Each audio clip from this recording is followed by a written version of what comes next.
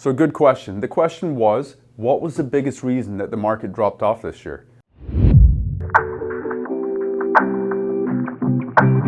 It's probably a loaded question, but let me try to take a stab at this. And here's my perspective, just being on the front lines, just like you guys. Let's look back at how things went down. January, up. February, up. Beginning of March, down. So what was the biggest reason for that? Was it the first interest rate that prompted this? Possibly. It was also a crazy week in the world, because the week that the rates went up was also the time that the Ukraine-Russia war started and gas prices went to over $2 a liter. So affordability became a big issue now. Uncertainty in the world had an impact on buyers. Yes, buyers were fatigued with multiple offers.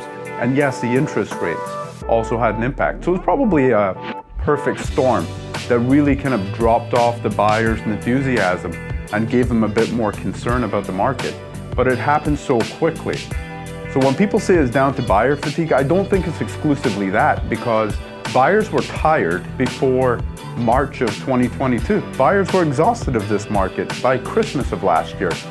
So I think it has to do with a lot more other things.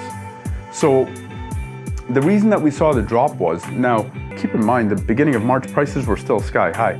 Then the drop, then all these things happened and it created this drop. So then April it went down, and then May it went down, June it went down.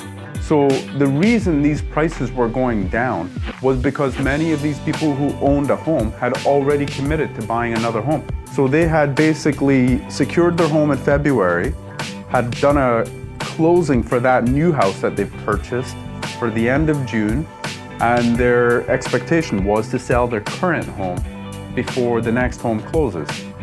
Now all of a sudden, they've secured their next house. They're stuck with their existing house. It's not moving in the market.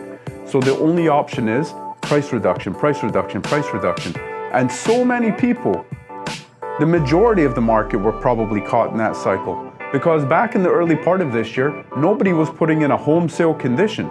Every buyer out there was buying a house and then taking care of their home on the back end after the fact without a condition, because the market was so strong and they had the confidence to be able to sell their house without making it a condition. But when the market turned, all of a sudden, now they're like, okay, we got to drop the price, we got to drop the price, we got to drop the price. Now, if your neighbors across the street and they're watching and their house is for sale too, they're like, oh my God, my neighbor's dropping, so I have to drop too, I have to drop too, I have to drop too. So then this becomes a massive ripple effect. I knew coming into July that we would see this kind of ending. Now, come July, we didn't really see the end to that, because what had happened was the people who had put a closing for the end of June, hypothetically, June 30th is the busiest day on the calendar for closing.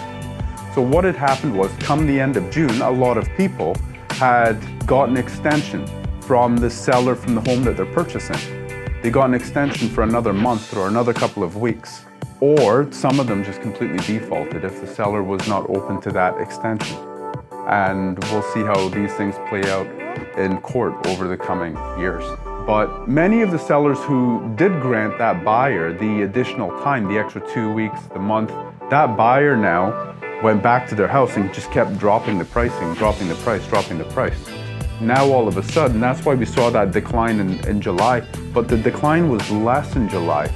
And then August it evened out. Why? Because all of the panicked sellers had already now left the market.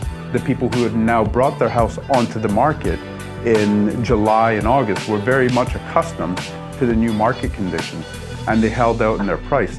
They likely didn't commit to buying another house without selling theirs first, or at least putting a condition in there. That's why we saw this softening. There was no more panic selling. So that's what I think. We're probably going to see this going right into the new year too. Hope that helps. Does that answer your question?